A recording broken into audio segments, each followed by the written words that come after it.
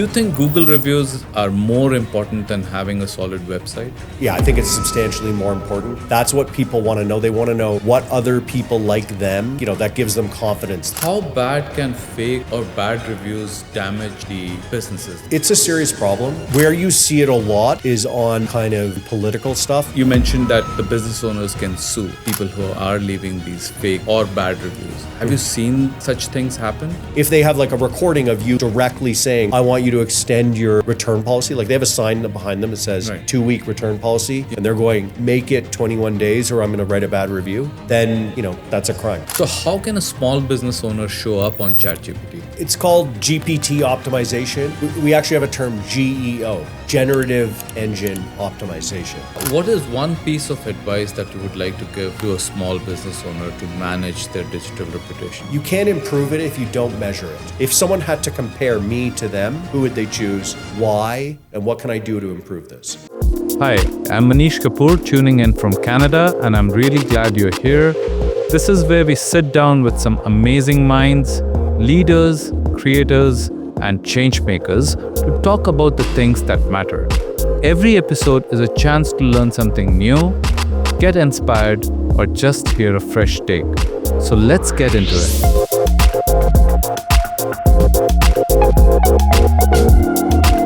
Today on the Kapoor podcast, I'm joined by Matt Earle from Reputation.ca. Matt is an expert in online reputation management and works with businesses and professionals to help them protect, repair, and enhance their digital presence. At Reputation.ca, he focuses on strategies that build trust, credibility, and resilience in an increasingly digital world. In this episode, we'll explore how businesses can manage their online reputation and use social media effectively to strengthen their brand. So let's get into it. So Matt, thanks for being here and doing this with us. I'm pretty sure your valuable insights would be quite beneficial for our listeners. So we will start with some fun questions and then we'll get down to the real topic. So Matt, what's the one show on Netflix or YouTube that you really like? I've been watching a show called Yellowstone on Netflix. And it's like a kind of a cowboy show. This guy has this big piece of land and he has to protect it from all these different people. I really like that show. It's a popular show. Yeah. It's Kevin Costner. It's just a great show, and it's neat the way the dialogue is so good. The way he kind of speaks and says like just a small sentence, but it's such a smart, well thought out small sentence. Nice. Something I really like about that show. How do you disconnect yourself from the digital life?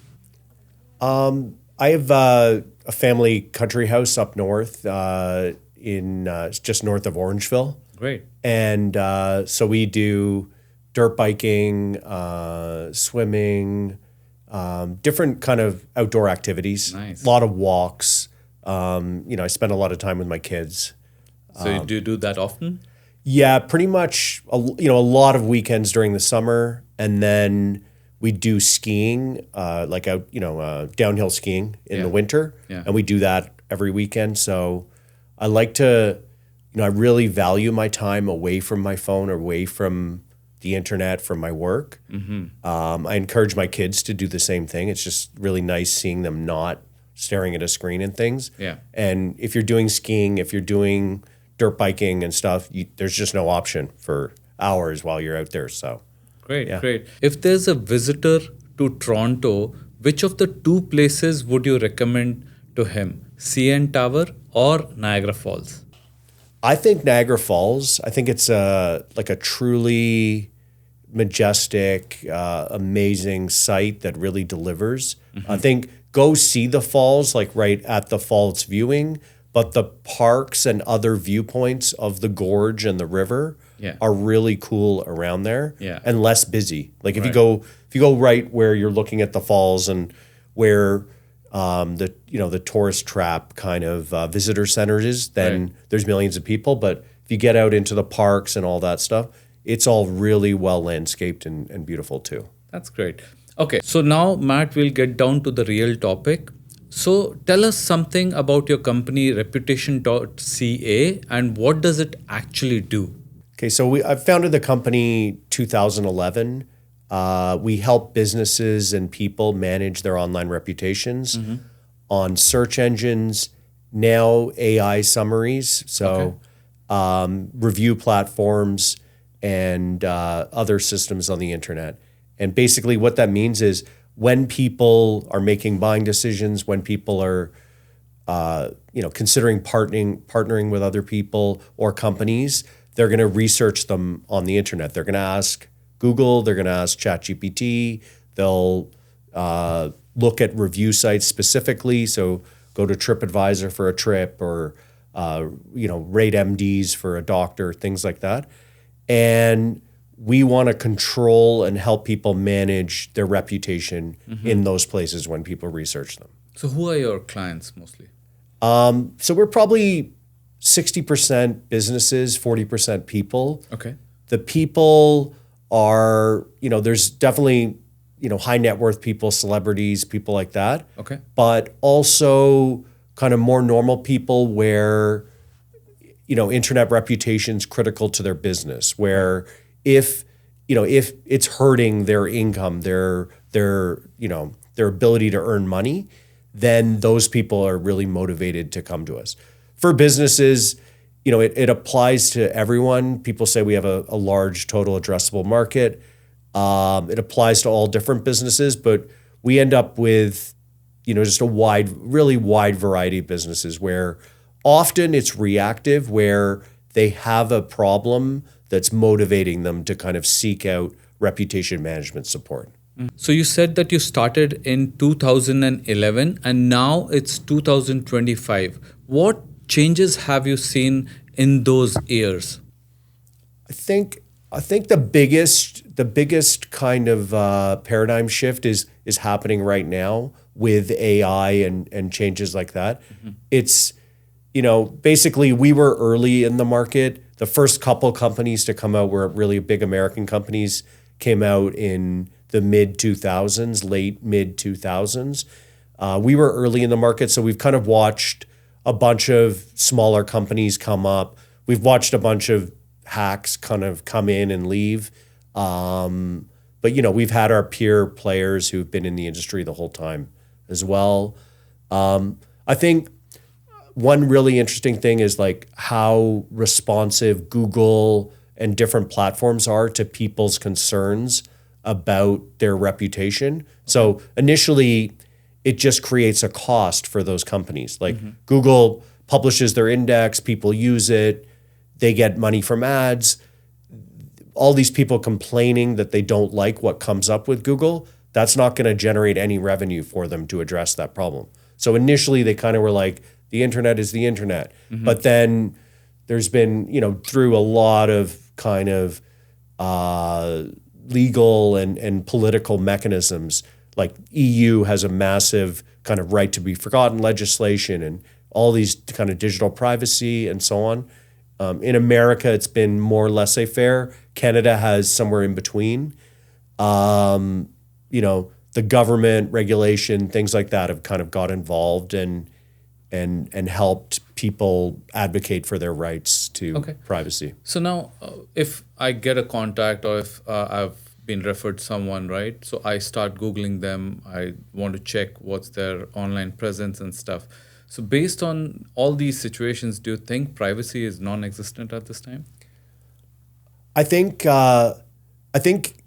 it's worse. It's decreased from when it wasn't accessible. There's that accessibility barrier. But I think prominent or people where there's a lot of Googling happening about them and or businesses where they're being researched a lot can get back their privacy by controlling their online reputation. So, if you let Google define you, if you create a vacuum of information where there's nothing about you and anything about you that does exist will fill that vacuum, then you're going to have privacy problems. But if you build like a strong professional profile that, reflects accurately and kind of truthfully and, ideally positively on you, then you can regain your privacy. So, for example, like we'll have a client, they are a CEO of something.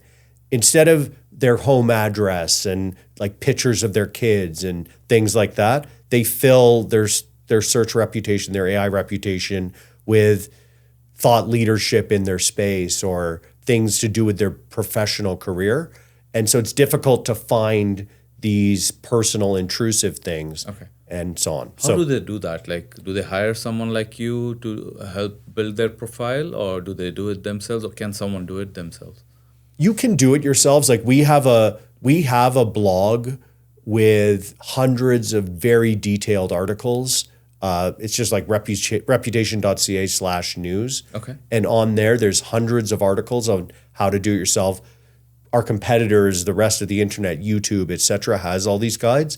It becomes a lot of work for someone who can better spend their time on other things. Like if you're a CEO, you could hire someone to do it for you, or you could do it yourself, but your time is worth thousands of dollars an hour. It doesn't make sense. It also might not be done as well if you do it yourself.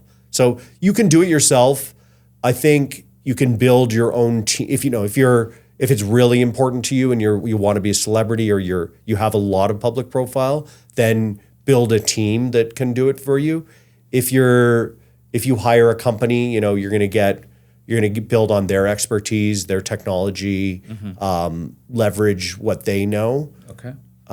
It's definitely possible to do a decent job of it yourself with a lot of decent, quite a bit of work and research. I'll give you another example. For example, there's an employer, right? He gets a resume. He Googles the employee, right, or the prospective employee, and he does not find any information. That employee, or someone who is trying to build themselves up, should they have some online presence like a LinkedIn account or something on Google, just so that if someone is trying to check them up or look them up, then they have something, just to show that, the resume kind of matches their profile? I think definitely. I think you want to garden that experience for sure. It obviously depends on the job you're hiring for. Like if you're going to be a security guard, it might not be as important. But if you're trying to get a job as a chief marketing officer, then people are going to start going, why can't you market yourself? But I definitely think you want to build like a LinkedIn and a bunch of kind of pages like that. People also want to see, it's not just like they know what you write on LinkedIn, you wrote yourself, but when they see it connected to connections, and then they see like you have 425 connections who have all also seen this. Yeah. That adds a level of credibility because it's something where you won't just lie because all your peers are also seeing it. It also shows you're connected to other people. So these are things that give little trust signals when someone's kind of looking at a profile, and you want to build up as many of those as possible so you look like a great candidate.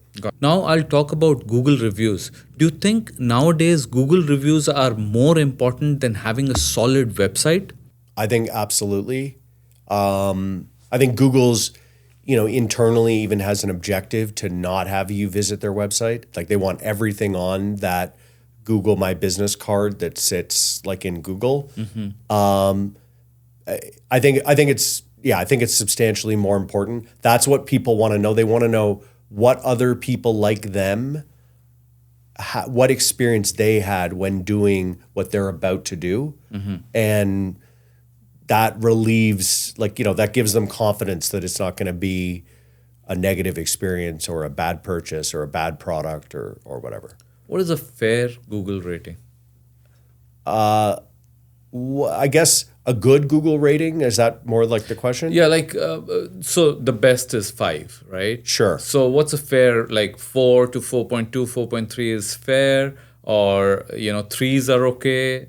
Because for me, when I look at a business and I see a 5-star rating with 25 views or 25 reviews, I'm not sure if they're actual reviews, right? Yeah. 5 could be too good to be true, right? So I see, again, this is my perspective. I see the bad reviews and I see the response that the owner has given, right? And that kind of builds a lot of credibility for me. So from that perspective, what do you think is a fair Google review?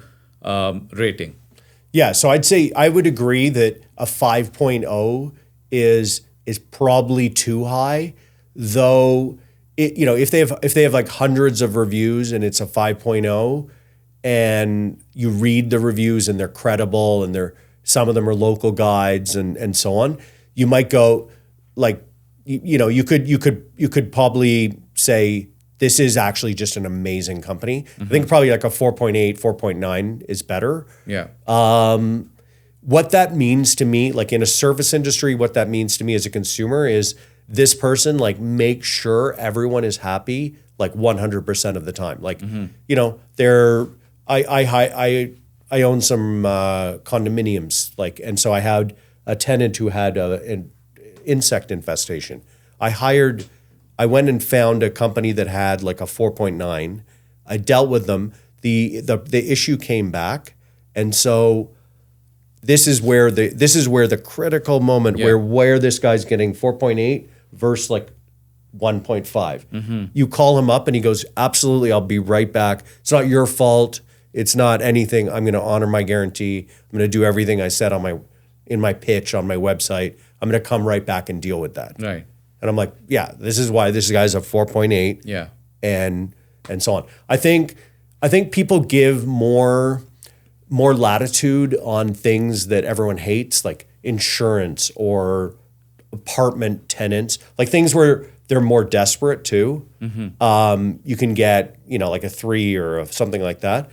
I think for hotels and places like that, it's, you really want above 4. People start going like below 3, below 4. There's going to be problems in my experience. You might go, this one's 30% of the price. It's a 3.6. The comments all talk about how the elevator doesn't work. For 30% of the price, it's not going to ruin my holiday. I'll go in and go, the elevator doesn't work, and that's annoying, but I just saved a lot of money. So that kind of thing might work, but it depends on the industry, depends on how much latitude. But yeah, I think below, I like where you're going with going 4.9, 4.8. Yeah. Okay, perfect. So then how can these fake reviews damage the reputation of a business? It's a serious problem. Where you see it a lot is on kind of brigading and political stuff, where someone does something bad on the internet or says something inappropriate or is filmed being a Karen or something like that. Yeah. And then everybody, they organize it on a place like Reddit or sometimes 4chan or even Twitter as well. And they go, oh, we're all going to go write bad reviews on that company. And it's really, really damaging. Like, because again, we just talked about the criteria for when you're evaluating businesses as a consumer. Right. And, a good percentage of them won't go into the reviews and see that they're all talking about the political issue or just not having any comment. Yeah. So they're going to now not go to that coffee shop, not do this, not do that. So it's a real problem. Okay. So if something like this happens to a coffee shop or any business owner, what steps can they take to remedy this kind of situation? So on Google reviews, and it's changed, it's a dynamic situation. Google has, a big team at Google thinking about how the reviews should work, thinking about moderation, thinking about how to make sure they're not fake, but have lots of reviews and be a market leader in reviews. They're balancing a bunch of different considerations. Also, again, like I mentioned before, this is all just a cost center for Google that doesn't generate anything. Like the moderation and making sure they're fair. So it's changed over time, but in the last like 4 or 5 months, they've really allowed you to moderate reviews that are less than 30 days old.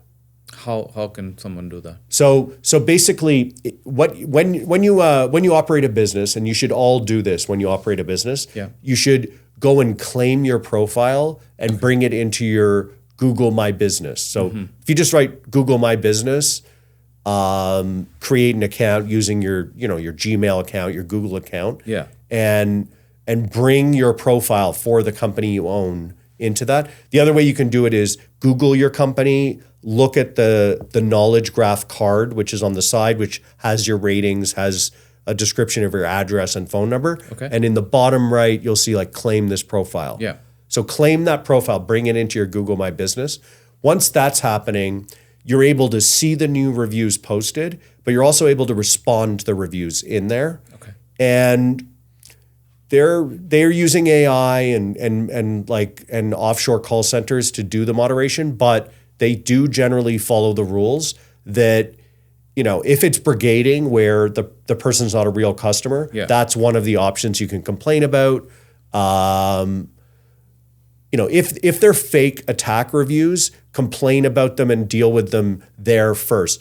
So the business can complain to Google that, hey, I feel that this is a fake review. Yes. Okay. They basically can report reviews. Okay. And there's a list of possibilities of what you can complain about. I see. And if you really want to get into it, you can read the terms and conditions of Google reviews and see where, and you could even get ChatGPT to do this. Okay. What terms and conditions of Google you say that the prompt is, what terms and conditions of Google reviews does this review violate? Okay. Pick me the best one out of these options. Yeah. Pick that, and then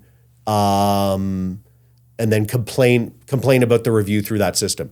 That it'll take a day or two, and they'll come back with, we took no action or we did something. So you have a chance to get it deleted there. I see. I see what you're saying.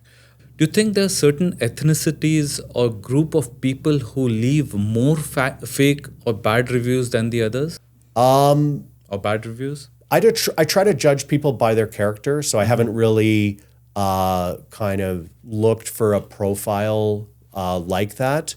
Another thing is that a lot of people will make a new Gmail account just to leave the fake review, and they'll call it whatever they want. They'll use a fake name, they'll make a new Gmail account, and then complain about the company. Like doing it with their real name is actually really stupid. Yeah.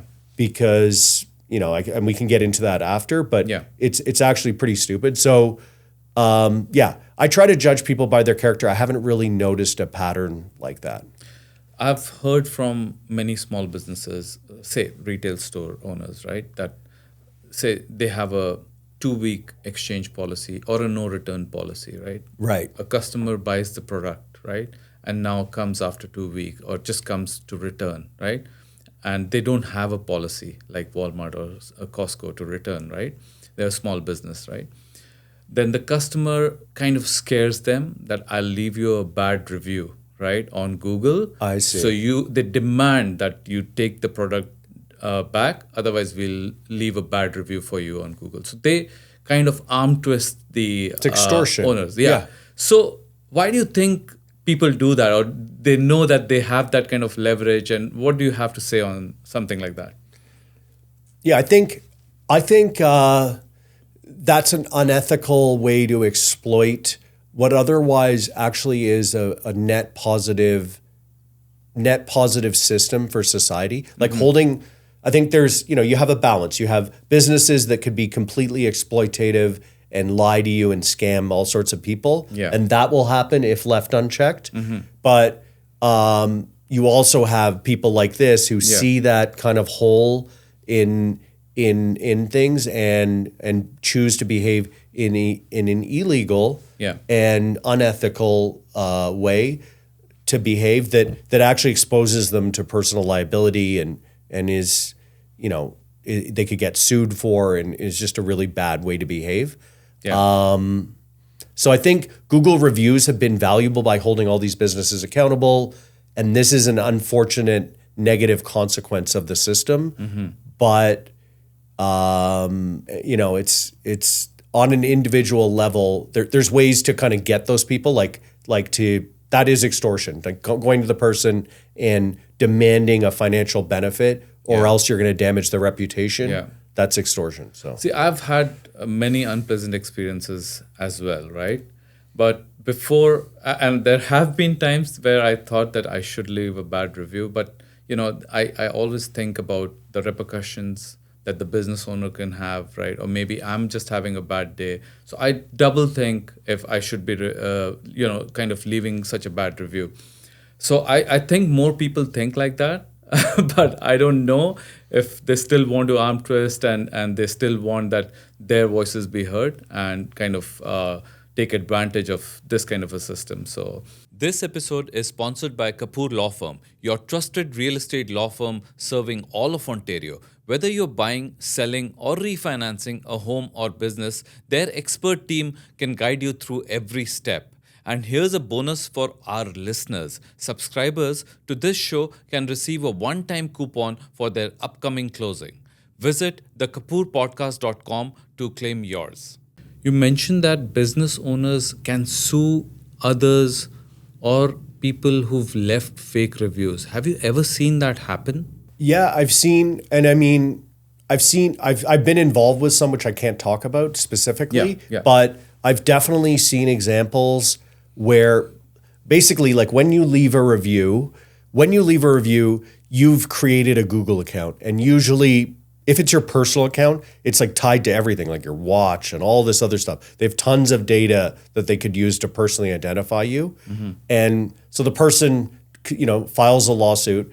And again, like if you leave a really bad review on a company, it's not that hard to say. As we talked about earlier, people are making buying decisions. That's going to cost them revenue and harm their business. And they can quantify that. They can see that. You're doing damage to their business. It's like going and smashing their window or doing all sorts of things you could to harm a business. So if you go and do that, they can file a lawsuit. They can get your personal identifiable information from Google through a Norwich order, and then they can file a lawsuit against you. And you can defend it, and you could say it's free speech, or you were just telling the truth, or various other things.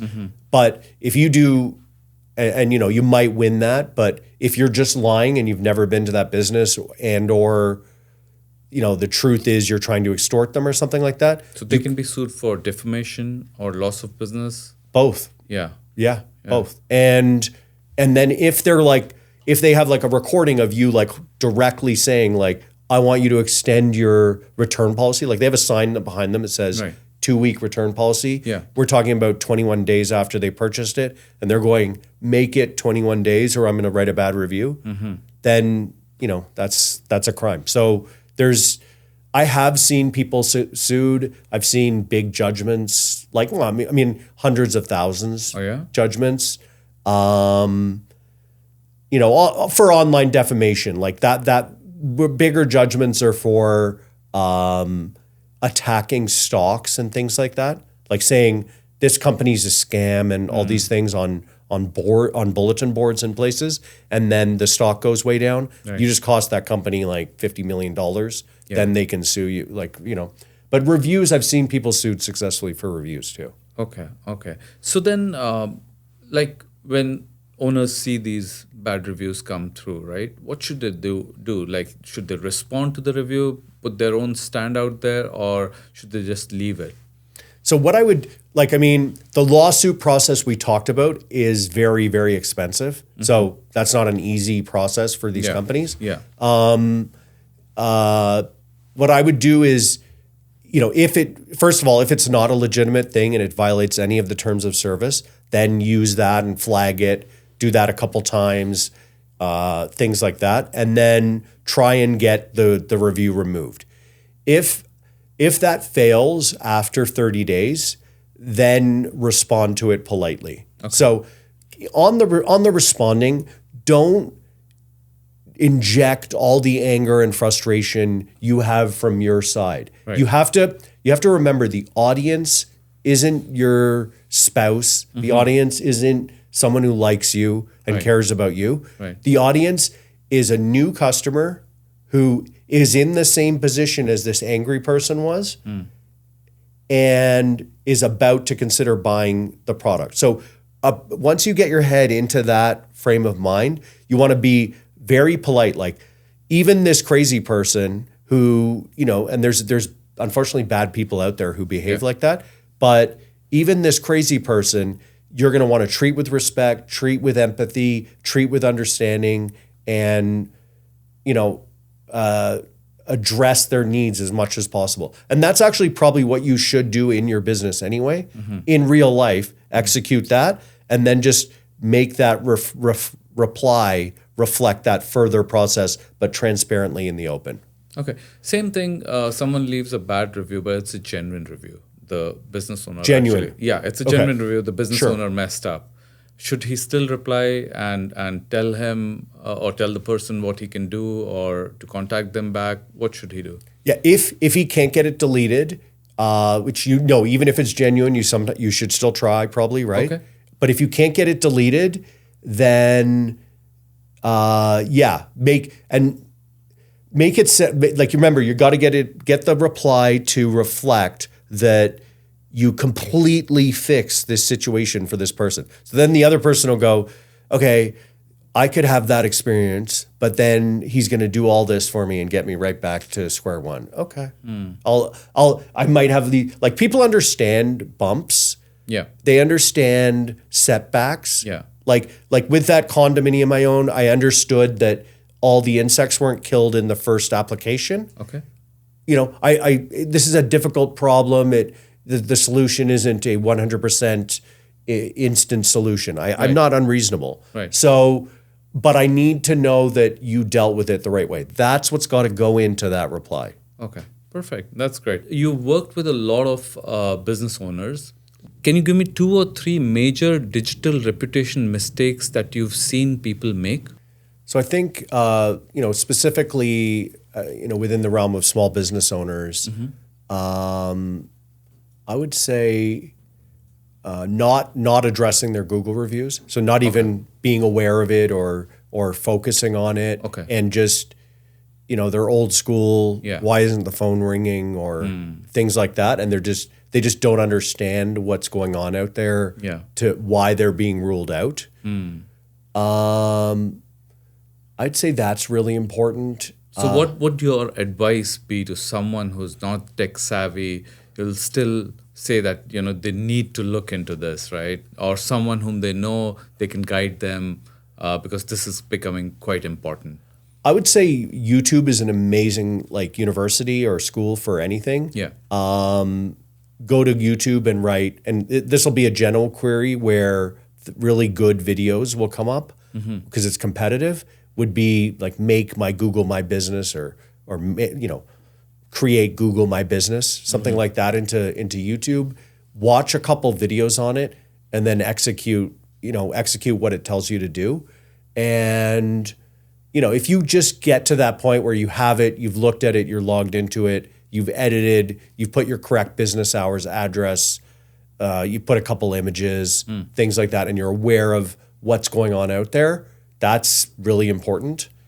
I think, websites, especially websites, have kind of declined for a lot. Because of social media has allowed you a platform. You've got a video platform on YouTube. You've got the Google My Business profile, which is trying to be a website. And websites have kind of declined. So 5 years ago, I might have said not having a website. The third thing I would say is basically creating unhappy customer experiences that lead to reputation damage. Okay. So, allowing things to go, some people are very difficult, some people are crazy, but I think we can agree that the vast majority of people go through that ethical matrix that you do when leaving the review. They at least consider trying to be fair, trying to be reasonable, trying to, be empathetic to the business owner that just helped them. Yeah. And so I think one of the biggest mistakes is being arrogant and foolish and not respecting that and creating a motivated, very unhappy customer who is going to go and damage your reputation. Unfortunately, one intrinsic and maybe fortunately given the various possibilities, but one thing to keep in mind here, it's a lot easier to destroy reputations than it is to fix them. True. So our business has a very uphill some of these services can be very expensive. These campaigns can be very expensive and difficult to restore. So keep that in mind early on. Don't go and allow a situation to spiral out of control and lead to someone motivated to attack you. So we've spoken a lot about Google reviews. What are your thoughts on Yelp and Yelp reviews? I think Yelp's not that important, especially in Canada. Okay. I think what's more important is niche review websites. So if you're a plastic surgeon, like whenever you're in an industry, you'll start to become aware that there's some there's rate MDs, there's rate dentists, there's rate teachers, there's various websites that are within certain niches. Like there's Dealer Rater about car dealerships. Oh. So like there's all sorts of different niche ones, and those rank really well in Google. So even though Google is deliberately trying to, and there's been various antitrust lawsuits about this and so on, deliberately trying to kind of occupy the whole review space. Yeah. Below that knowledge graph and like the company's website, you'll see like on a car dealership, you'll see Dealer Rater and things like that. That's true of law. That's true of all sorts of different things. And you'll know it if you're, moderately aware of the internet reputation of your business. Right. That's important too. I think Yelp has declined. They sort of struggled with their business model. I think they got sold to like a big corporate buyer who hasn't managed it well. I think they're also kind of they have a kind of slightly dodgy business model where they allow companies to kind of pay to manage it a little bit. It says all over it doesn't, but what's going to motivate someone to create and pay for Yelp is managing the reputation of their business. I think Yelp's declined quite a bit. I see. How about Reddit? Reddit's incredibly important. Reddit's become substantially more important due to Google literally. There was an update where Google literally gave it a huge boost in importance. So part of it is because tons of people write a thing and then Reddit. So they write like, Kapoor law Reddit, and what they're looking for is human discussions about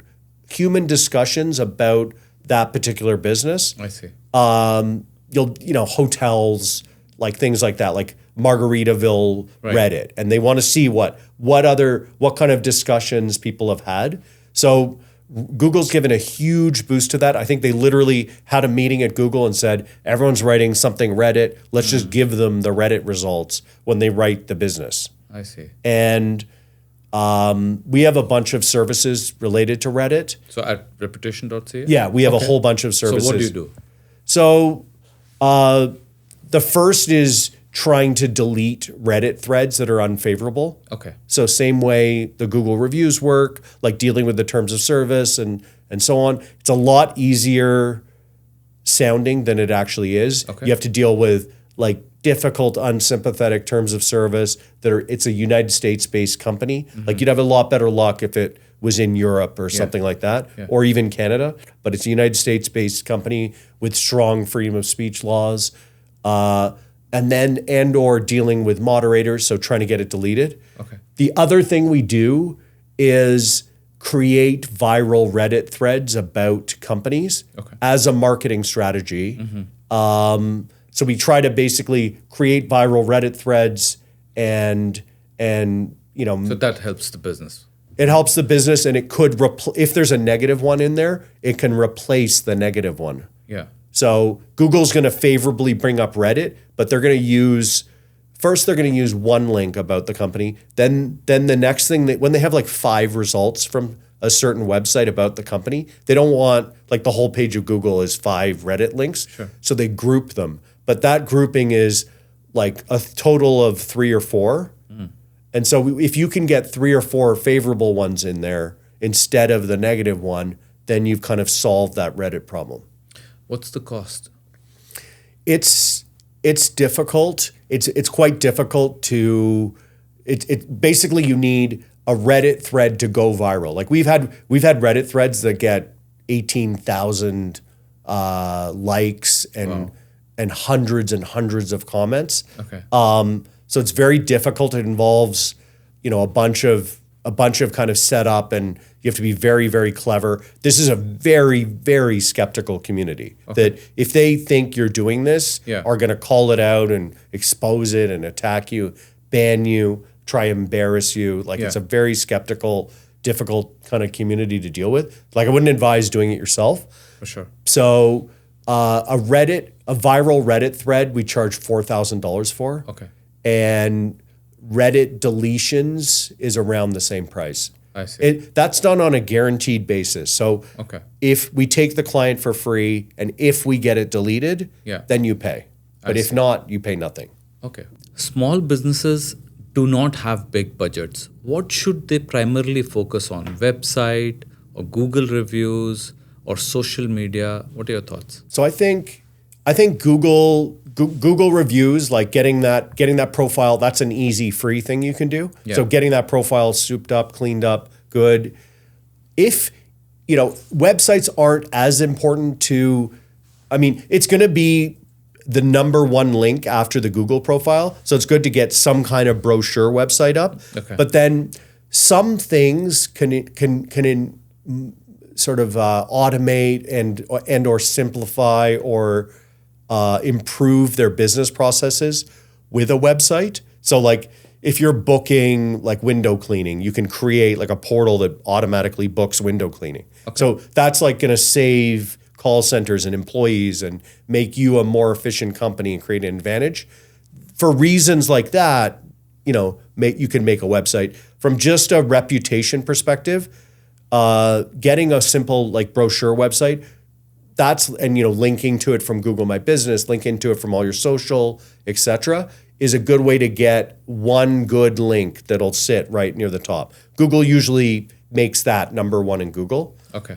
And then to put their funds mostly into social media, like advertise about their business on social media, should they do it themselves, hire someone to do it? It depends on the niche. I think Google ads actually are still really good. Okay. With social media advertising, like Meta ads, which run on Instagram and Facebook, the creative can be harder to make. So, you want like good video or, highly compelling static creative. It's harder to get good creative in those platforms. You're going to be looking at a lot of impressions to get any clicks. Okay. And then a lot of tire kickers who are going to waste your time. You kind of need like a whole marketing setup to properly kind of channel that in. I've bought grout cleaning at as a consumer. I bought grout cleaning. Okay. And the ad was on Meta, and it was like before and after. Like it shows like a grimy shower with like all the black in it, and then like all white caulk. Nice. And like perfect grouting. And I'm like, that's just so easy to understand. Right. And that draws me in. And then they convert me on that website, and then I became a customer. And that was actually a really good company. That turned out to be a really good company. It's actually pretty hard to organize all that stuff. You got to be pretty smart, pretty organized. So for some things, I've seen that work.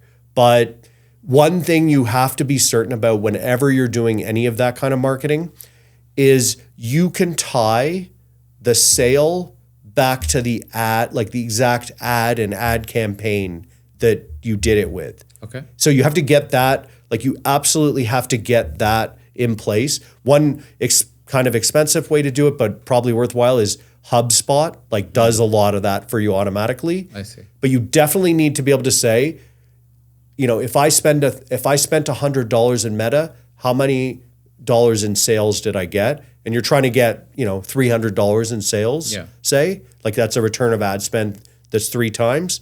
But you have to be able to answer that about any advertising you do. Okay. What is a SEO and how important is it in today's date? So SEO is search engine optimization. Okay.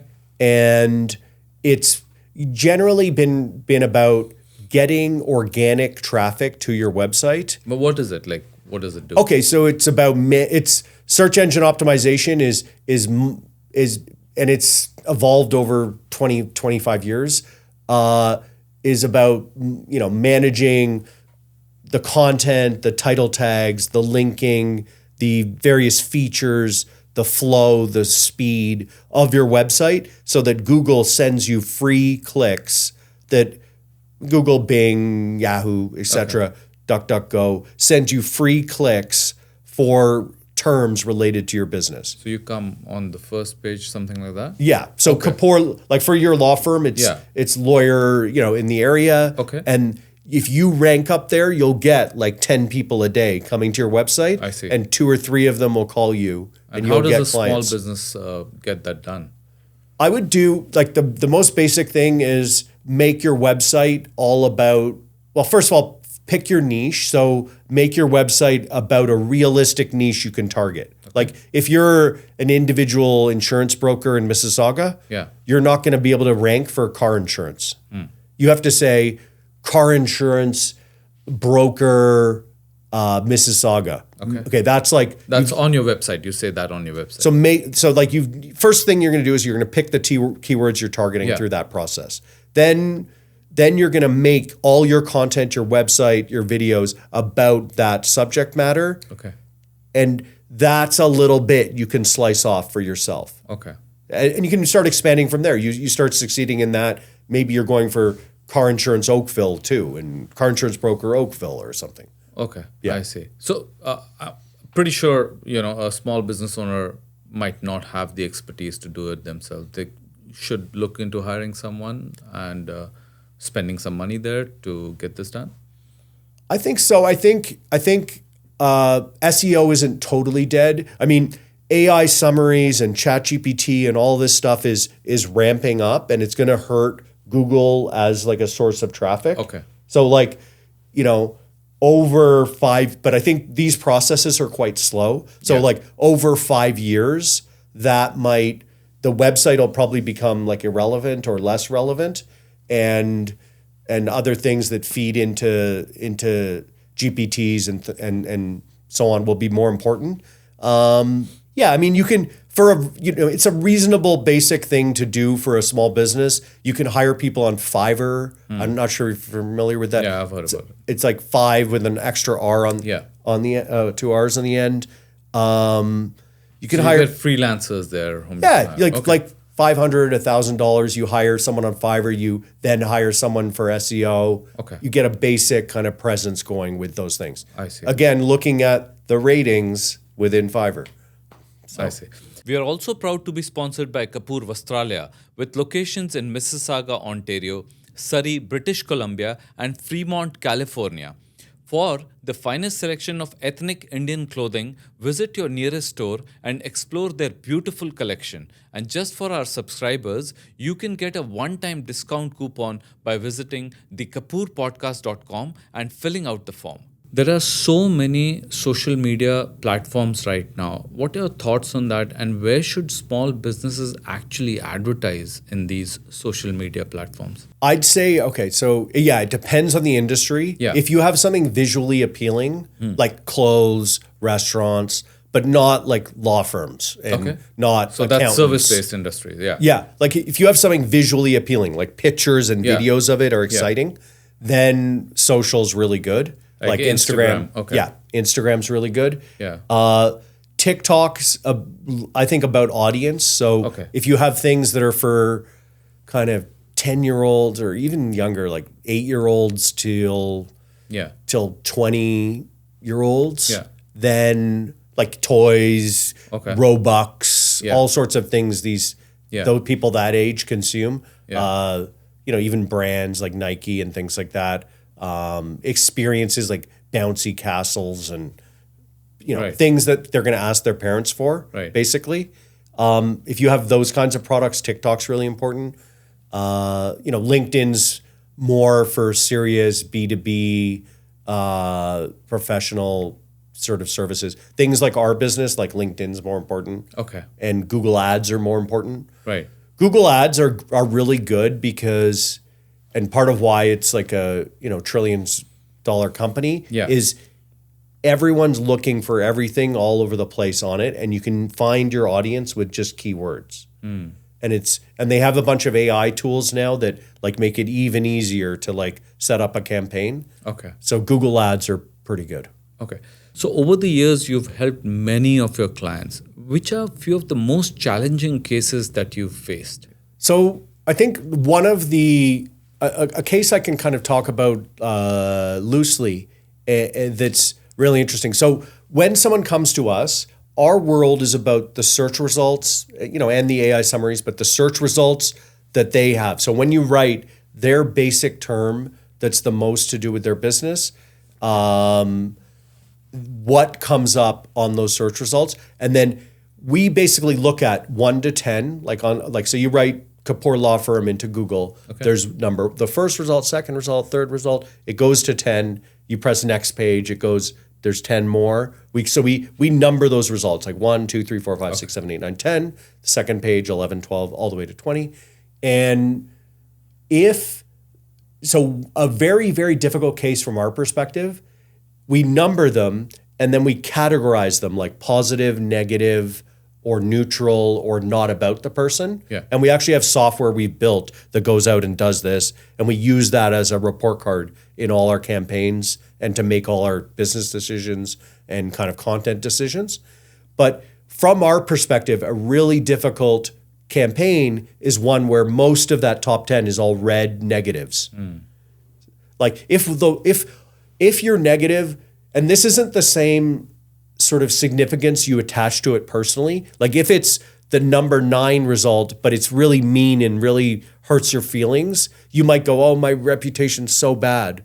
Yeah. But we look at that and go, it's 9. All we have to do is get it to 11 or 12, and then your problem is solved. That's not a difficult case for us. But if 1, 2, 3, 4, 5, 6, 7, 8 are all red negative news articles about you, and then there's like an irrelevant one at 9 and 10, that's a nightmare case. So we had a case where the person was at an apartment where a drug dealer got busted. Okay. And the person he used to live there? Well, he was like hanging out. Oh, visiting. Okay. Yeah, he was visiting, and it was because someone related to him, was dating this drug dealer. So they were just hanging out, watching TV or something like that. But the drug dealer was like a big drug dealer who was kind of famous, and well, not famous, but like infamous, prominent and prolific in Toronto. And so then the police came in and busted the drug dealer, and they, it was a proud moment for the police. They seized a whole bunch of drugs or something like that. So they get that shot with all the stuff on the table. Right. And it's just like great news story. The police are their PR department's pumping it out. The media loves it. They've busted a drug dealer. So like 50 articles get written about this. And he's arrested because he's one of the people there. But, he's just at his someone related to him who happens to be the girlfriend of the drug dealer. And in court, that settles out to he doesn't get in any trouble at all. Okay. But there's still a ton of media coverage about this situation. Right. And there's all these people talking about it on Facebook and so on. Yeah. And so almost all of his results were negative, and he wasn't a prominent person. So that's another context that I should apply to this. If you're Elon Musk and someone writes a bad article about you, it doesn't even enter the top 10 search results. Right. But if you're just a guy who runs a small business and is just a normal guy and doesn't have a strong internet presence and isn't, naturally interested in the internet and just like doesn't want to post all over the place, a private person, that's when you get wrecked, because all the search results get filled with the negative content, and there's nothing positive about you to defend itself. Point. Yeah. So we basically, but the good thing was, it was his name plus his city was, we optimized tons of content for his name plus his city, and we stuck at it for 18 months. We probably published 70 or 80 things about the guy. We did all sorts of SEO and optimization, search engine optimization, linking, promoting, clicking on the content, all that kind of stuff. And we we completely cleared this guy's search results. So we took, all of these 9 negatives and got them off the first page. Okay, that's great. So you previously touched a little bit on people who are not Googling as much. They're going to ChatGPT, right, to check which businesses they can approach or they can go to, right? Okay, so how can a small business owner show up on ChatGPT? So Or maybe other AI platforms. Yeah, so it's called GPT optimization. Okay. And we actually have a term GEO. So we had search engine optimization. Now we have generative engine optimization. And you do that? Yes. Okay. We've had to adapt over the last couple of years to make this an important part of everything we do. Okay. And how do you do it and what's the cost? Yeah, it's right now we're having to address both at the same time, and Google's still much bigger. Okay. So Google's a bigger share of where people are understanding and learning about things. Okay. And ChatGPT's just kind of coming up like this, like maybe out of 100, it's 1 out of 100, 2 out of 100, 3 out of 100, 4 out of 100. But you can see that'll go in 5 years. That'll be a significant percentage. Yeah. It's really about creating discussions, creating long-form, detailed content that is accessible to the GPT engine, to the crawlers. It's the same principles as search engine optimization. Okay. Like at the core of it, you're communicating with a robot. Mm-hmm. The robot is very smart. It can crawl. It can do this. But you want to serve what robots love is categorized, clean text that's organized according to like proper headings, proper structure, crawlable easily. There's a bunch of kind of ways to feed robots information that they like and digest perfectly. So you want to do that with content, and you want to fit in like long form descriptions. Like for example, we had a client that wanted their net worth out on the internet. Okay. Like they wanted it out. Some people don't, but this person had a legitimate business interest that it was important they were financially successful and most people don't want that, but it was important that they were financially successful to give them credibility in the finance sector. Okay. Like people go, that guy made money, so I can make money with him. That's kind of a logic. I can rely on him. Yeah.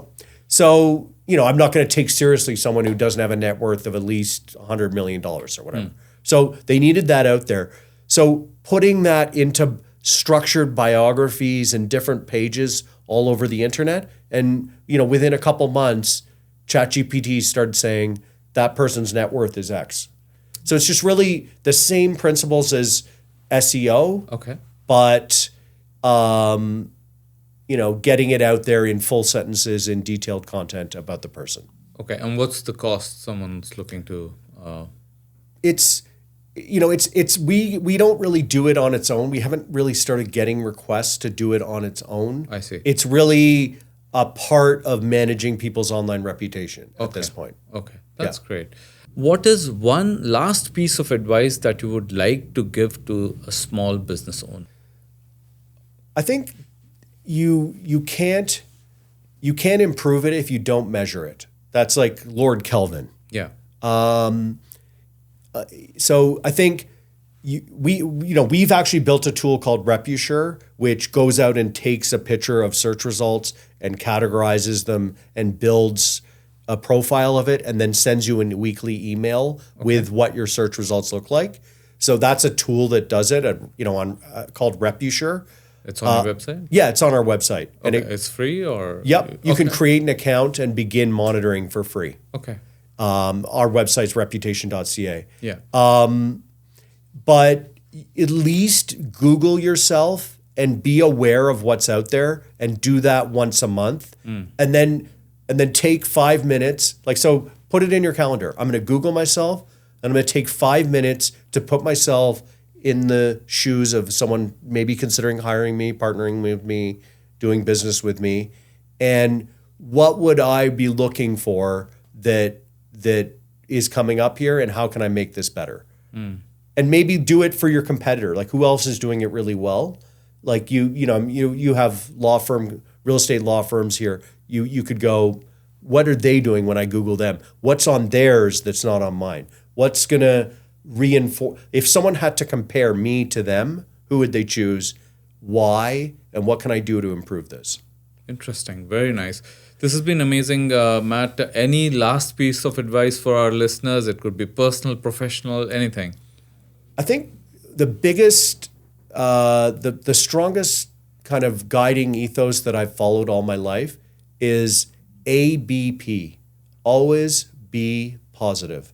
So no matter what happens in your life, you're going to experience adversity. You're going to, people are going to be rude to you. You're going to feel not so beautiful. Things, whatever's going on, whatever it is, and even if you're kind of almost lying to yourself, always be positive, exude positivity, say positive things, and think positive things about where your business will go and where your life will go.